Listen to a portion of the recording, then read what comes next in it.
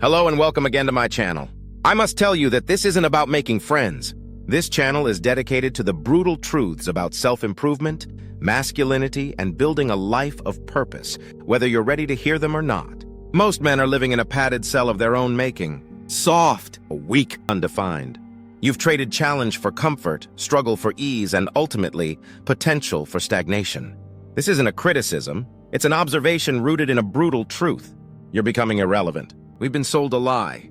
A lie that happiness is the absence of pain, that security is found in predictability, and that a good life means a life without hardship.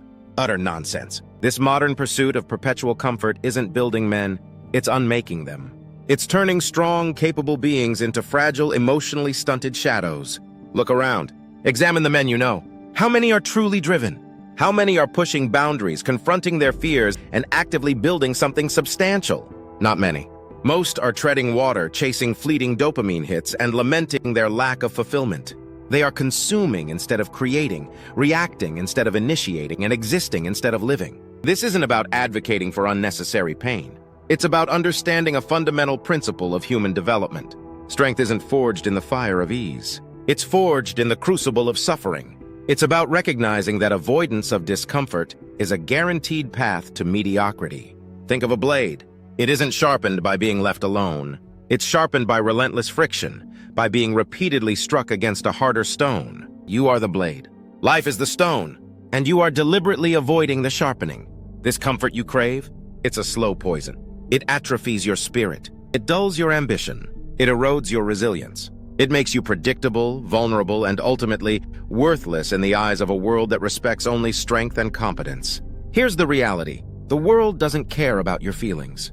It doesn't negotiate. It doesn't offer participation trophies. It demands results, and results require effort, discipline, and a willingness to embrace hardship. Let's talk about adapting. Not in the soft, snowflake way of adjusting expectations to avoid disappointment. We're discussing true adaptation, the kind that builds an internal fortress against the storms of life. This is where things get uncomfortable and precisely where the transformation begins. Let's consider the principle of hormesis, a concept often overlooked yet profoundly important. It states that small doses of stress make you stronger. A weightlifter doesn't get stronger by lifting feathers. They get stronger by pushing their limits, by straining their muscles, by inflicting controlled damage that forces the body to rebuild tougher and more resilient. This applies to every facet of your life. You want to build mental fortitude? Then deliberately expose yourself to discomfort. Public speaking? Do it even if you're terrified. Cold showers? Embrace the initial shock. Challenging conversations? Initiate them even when it's easier to stay silent. It's not about actively seeking out trauma. It's about refusing to shield yourself from the inevitable challenges life throws your way. It's about viewing obstacles not as threats to be avoided, but as opportunities for growth. So where do you start pulling yourself out of this comfortable rut? It isn't a single dramatic gesture, but a series of deliberate steps. First, understand your avoidance patterns. What specifically do you shy away from? Is it confrontation? Failure? Vulnerability? Identifying these patterns is the first step towards breaking them. Be brutally honest with yourself. No sugarcoating. No excuses. Dig deep. What ghosts are you running from?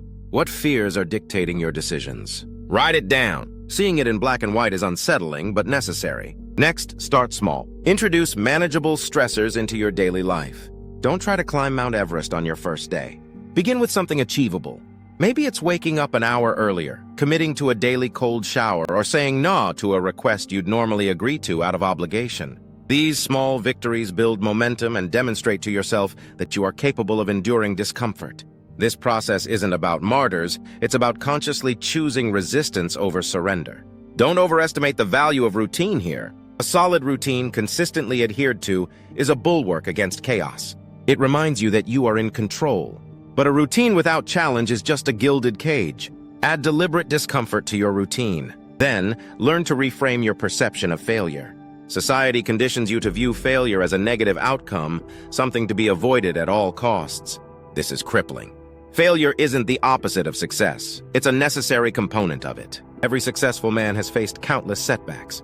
What separates them isn't the absence of failure, but their ability to learn from it, adapt, and persevere. When you inevitably stumble, don't wallow in self-pity. Analyze what went wrong. Extract the lessons and move forward stronger and wiser. Cultivate discipline. This is the engine of self-improvement. Discipline isn't about restricting yourself, it's about empowering yourself. It's about making choices that align with your long-term goals, even when they're difficult in the moment. Start with one area of your life where you lack discipline. Maybe it's your diet, your exercise routine, or your work habits. Set a simple, achievable goal and commit to it regardless of how you feel. Discipline isn't feeling motivated. It's doing what needs to be done despite not feeling motivated.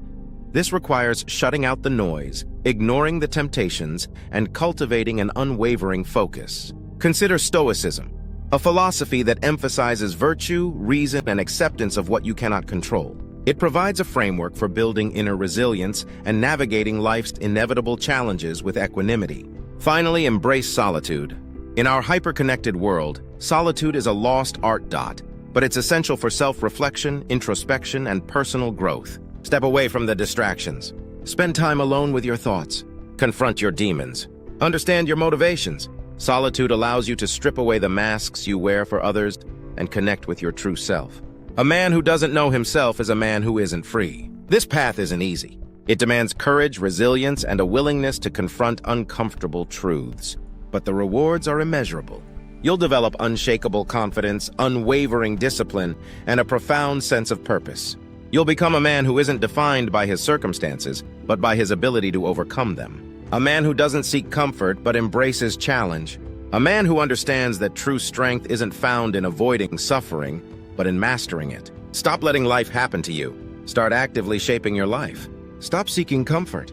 Start seeking growth. Stop existing. Start living. You have the potential within you to become something extraordinary. But it won't happen by accident. It requires deliberate action, relentless effort, and a commitment to embracing the discomfort. Don't just listen to these words. Internalize them, and then act on them. And by the way, if this resonated with you, if you're ready to leave the padded cell behind, then hit that like button. It's a small act, but it signifies a commitment to self-improvement. And if you want to see more content like this, subscribe to the channel. But more importantly, go out there and suffer strategically.